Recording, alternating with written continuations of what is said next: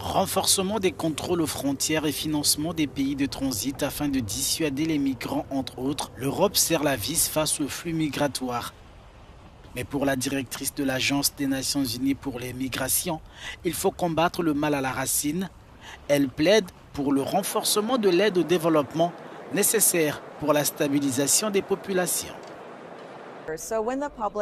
Lorsque le public voit des bateaux traverser la Méditerranée, il se demande si le gouvernement est capable de gérer la question de migration dans son ensemble.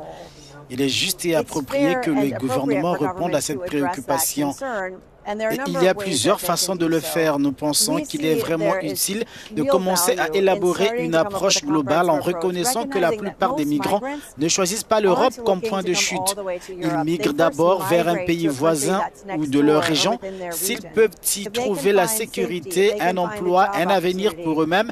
Ils sont susceptibles d'y rester. Nous encourageons les gouvernements, une fois de plus, à ne pas réduire l'aide au développement pour les premiers pays d'accueil, car elle peut être beaucoup plus efficace non seulement dans la gestion de la migration irrégulière vers l'Europe, mais aussi dans la recherche de solutions plus axées sur les droits de l'homme, sur le développement et qui, en fin de compte, seront plus efficaces pour stabiliser les communautés de migrants.